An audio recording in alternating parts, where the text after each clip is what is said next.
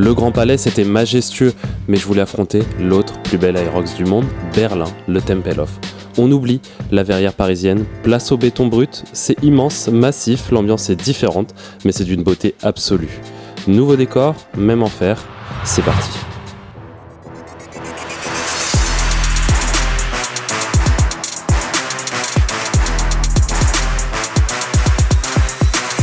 Bienvenue à l'Aerox Berlin. Aujourd'hui on est à Tempelhof, l'ancien aéroport de Berlin. C'est un magnifique lieu. Il y a un mois j'étais au Grand Palais, j'ai fait 1h12. L'objectif aujourd'hui ça va être d'améliorer ce temps. J'ai deux objectifs aujourd'hui. Faire le patch Unbroken. Si j'y arrive, je me suis entraîné pour ça, je vous montrerai quels entraînements mettre en place pour tout ça et surtout essayer d'améliorer mon score. J'ai passé une très bonne semaine ici à Berlin mais je suis un petit peu malade, j'ai pas fait la fête promis mais voilà, je suis un petit peu malade. N'hésitez pas à liker, à vous abonner, je vous emmène dans le plus bel Aerox, le deuxième après le Grand Palais, ça c'est mon côté chez moi. C'est parti. Avant même de parler chrono, de burpees ou de sled push ou encore du fait que j'ai complètement explosé, il faut qu'on parle d'où on est. Regardez autour de vous, on n'est pas dans un simple parc d'exposition ou une salle de sport géante, on est au cœur du Tempelhof.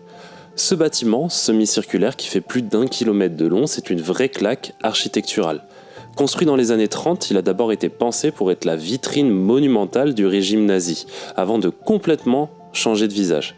Pendant la guerre froide, c'est devenu le point névralgique du pont aérien, l'aéroport de la Liberté, où les avions atterrissaient toutes les minutes pour ravitailler Berlin-Ouest.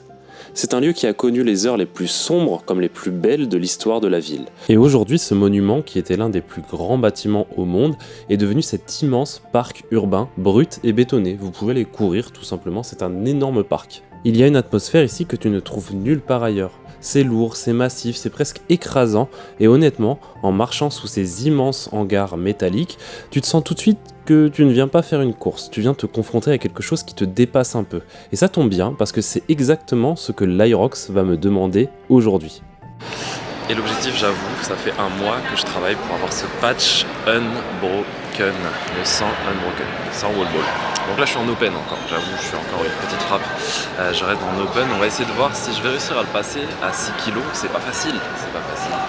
Je vais vous expliquer tous mes entraînements, je vous mettrai à la fin les entraînements que j'ai mis en place pendant des semaines pour peut-être potentiellement atteindre ce patch. Donc on va voir si j'arrive au bout, je vous tiens au courant pour tout ça. En tout cas voilà, je vais tout donner et je compte sur toi pour me motiver. On quitte l'histoire pour entrer dans le dur, je rentre dans le sas, il y a ce moment suspendu, cette petite boule au ventre qu'on connaît bien pour ceux qui ont fait de l'Aerox, que je connais bien parce que c'est mon 4e.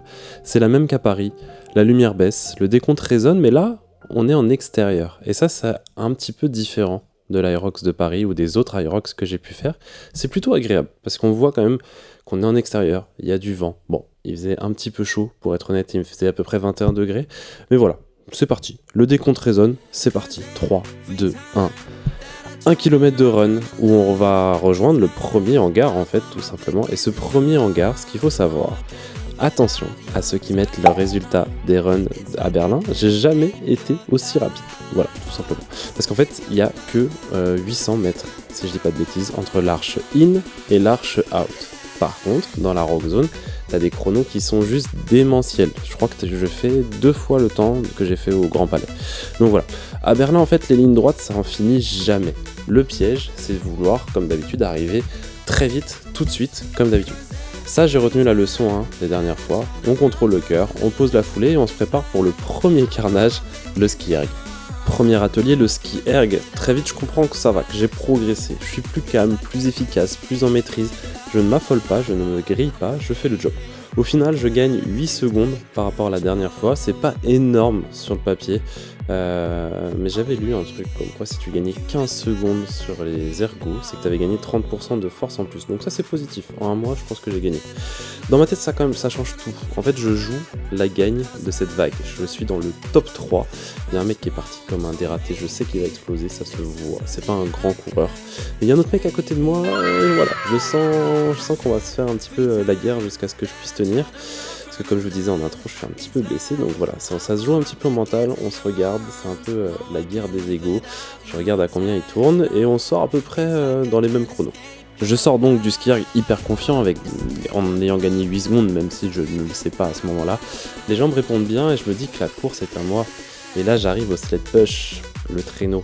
Honnêtement, les traîneaux, rien à dire, juste la différence, c'est que du coup, j'ai poussé sur 12 mètres tout de suite. Et là, en fait, ça n'a pas été une bonne idée. En fait, je faisais la course avec la personne qui était à côté de moi, j'étais pas du tout dans cette question de gestion, comme j'ai pu faire au Grand Palais, puisque ça faisait longtemps que je l'avais préparé.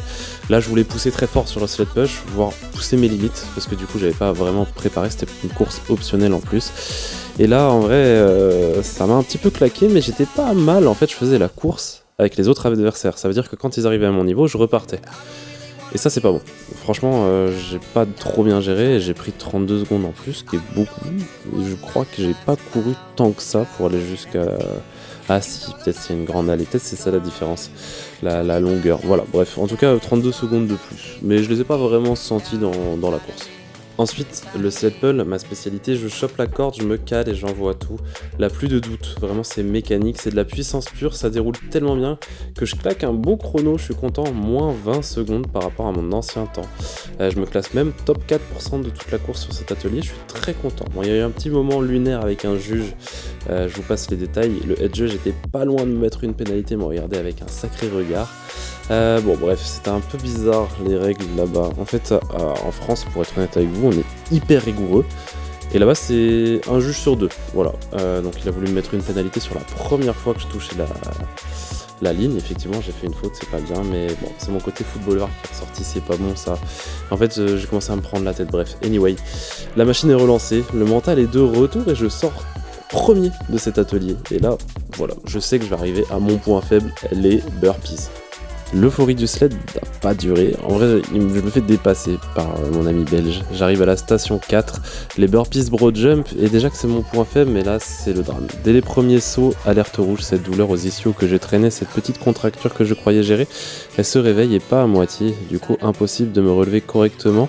Chaque extension est un supplice. Et là, je suis en train de penser à la suite. Les sandbag lunges, ça va être compliqué. Là, je pense plus du tout au chrono. En fait, l'idée, c'est juste d'avancer sans te déchirer, d'aller chercher ce patch. Mais le temps défile et je perds presque 2 minutes sur mon temps du Grand Palais, qui était déjà pas ouf à la base. La course vient de basculer. On n'est plus du tout dans la performance. On vient de rentrer dans un mode survie. Les dernières stations ont été aussi compliquées. Rameur, où je perds très légèrement du temps. Farmer carry, où je perds énormément de temps. Mentalement, j'ai complètement lâché. Sandbag lunges, j'ai même un petit peu douillé, puisque du coup, j'ai fait une ligne entière, peut-être 15 mètres sur la même jambe. Et il y a juste le wall ball où j'ai pu sauver, où voilà, on est sur une performance qui est un petit peu pareille. Et malheureusement, j'ai raté mon wall ball unbroken. J'en ai fait 31, si je dis pas de bêtises. Mais c'était difficile, ça me faisait mal. Malgré tout, je me suis entraîné. Et c'est là où je vais vous expliquer comment je me suis entraîné. Chrono total, avant de passer aux explications des wall balls, 1h16 et 50 secondes, si je dis pas de bêtises. Voilà, donc c'est plutôt un bon chrono, je suis content. Néanmoins, je peux me rapprocher de l'heure 12. C'est la fin de la saison Aerox. On ira chercher le sub 1h10 l'année prochaine. J'ai plein de courses de prévues. J'aimerais bien aussi passer en pro si possible, mais déjà on passe en dessous de l'heure 10. Voilà, donc c'est plutôt positif. Berlin, c'était une course plaisir, c'était incroyable, c'était beau. Et je vais vous expliquer comment j'ai mis tout ça en place pour améliorer mon chrono des wall balls, et toutes les séances, je vous les mets à l'écran et je vais vous les expliquer. Les 100 wall balls, c'est un petit peu le juge de paix. C'est là que la plupart des gens s'écroulent. Et je me suis dit, je veux ce patch sans unbroken, je veux ce patch sans wall ball unbroken. Donc j'ai tout donné entre le Grand Palais et Berlin, et j'ai fait des séances à chaque fois en post-séance type Aerox. Donc c'était assez simple, je faisais des imams. L'idée c'était de faire un mouvement par minute, donc par exemple 20 wall balls par minute, et ça pendant 5 minutes, et je le répétais 1-2 fois à la fin de chaque séance. L'idée c'est de travailler sous fatigue. Ça n'a pas fonctionné pour moi. Pourquoi ? Parce que je manque clairement de mobilité. Ça, c'est une catastrophe. Sur tous les exercices, je suis en difficulté sur la flexion de hanche, sur la flexion de cheville. Voilà. Donc ça, c'est des choses sur lesquelles je dois travailler pour l'avenir. Néanmoins, le fait de booster mes wall balls après chaque séance de run, je faisais 100 air squat. Voilà, donc j'étais un petit peu motivé pour tout ça. Ça, c'est des petites techniques que tu peux facilement mettre en place pour pouvoir progresser sur ces exercices. Deuxième chose, l'idée aussi, c'est de surcharger tes wall balls. Donc par exemple, si moi je passe actuellement que en open, l'idée c'est d'augmenter de 3 kg. Donc j'ai travaillé avec des wall balls de 9 kg, j'ai travaillé avec des wall balls de 12 kg. Par exemple, je faisais 10 wall balls seulement avec les 9 kg et ensuite j'enchaînais avec des wall balls de 12 kg. L'idée c'est de adapter ton corps pour qu'il soit de plus en plus résistant face à cet exercice parce qu'en fait quand tu lances, tu réceptionnes. Et ça, pour moi, j'ai tendance à m'affaisser. Et ça, en termes de mobilité au niveau des épaules, tu le payes direct. Et je l'ai payé à Port de Versailles, je l'ai payé au Grand Palais et je l'ai payé sur la fin du coup de mes wall balls à Berlin. Donc, je te mets plein de petits exercices que tu peux mettre en place. 5 séances que tu peux mettre facilement en place après chaque exercice, que tu aies du matériel ou que tu n'aies pas de matériel. Donc voilà, tu pioches là-dedans. Il y en a 5, donc 5 exercices et je te laisse choisir le mieux. N'hésite pas dans les commentaires à me mettre si tu as des questions sur ces exercices, je suis là pour y répondre évidemment. Malheureusement, pas de patch pour moi, comme je disais, manque de mobilité, manque de force. Ça se travaille et l'objectif ça va être de le récupérer pour l'année prochaine, pour la deuxième saison Aerox que je vais lancer. Voilà, c'était mes conseils wall ball par un non-expert de wall ball. À 1h16, c'est un bon chrono parce que du coup j'étais malade et un petit peu blessé suite à mon premier passage en début de la semaine. Pas de syndrome wall ball et de broken non plus, je vous avais vendu le truc. Je crois que j'en ai fait 35, donc je suis plutôt content. Mais voilà, il y a du travail. À la rentrée, il y a quelques courses, je vous dis ça dans cette vidéo. On se retrouve très rapidement. N'oublie pas de follow, n'oublie pas de liker cette vidéo. Et à bientôt. C'était la méthode Coco. Ciao.